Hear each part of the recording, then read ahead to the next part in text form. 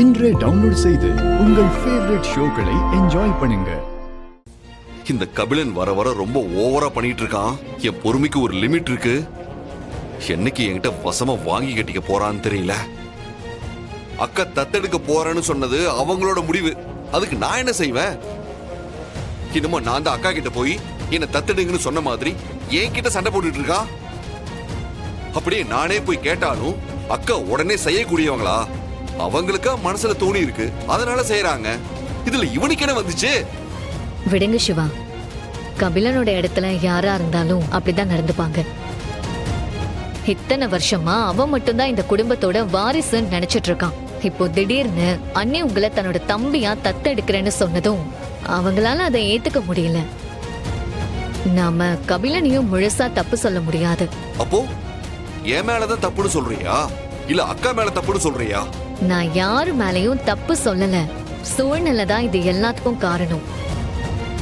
இத்தனை வருஷத்துக்கு அப்புறம் நீங்க உங்க அப்பாவை கண்டுபிடிச்சதுக்கு நாம ஒரு பக்கம் சந்தோஷப்பட்டாலும் இன்னொரு பக்கம் அதோட விளைவுகளையும் ஃபேஸ் பண்ணி தான் ஆகணும்.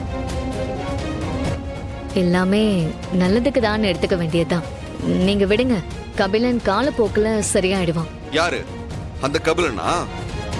அயலி சும்மா ஏதாவது சொல்லணும்னு சொல்லிட்டு இருக்காத. அவனை பத்தி நல்லா தெரிஞ்சுக்கிட்டு நீயே இப்படி பேசுறியே.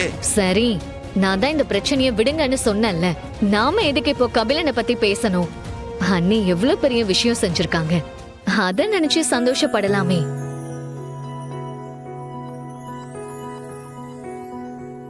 இப்போ இருக்கிற நிலைமையில அன்னைக்கே 1000 பிரச்சனை இருக்கு.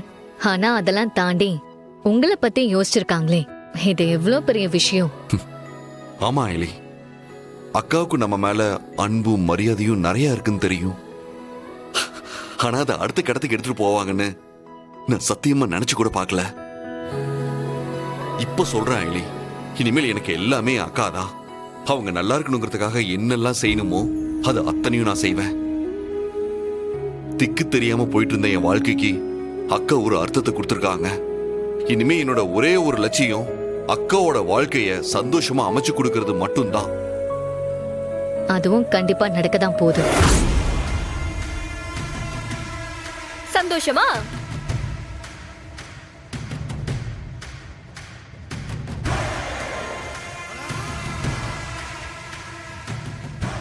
ரெண்டு பேரும் இப்ப ரொம்ப சந்தோஷமா இருப்பீங்களே.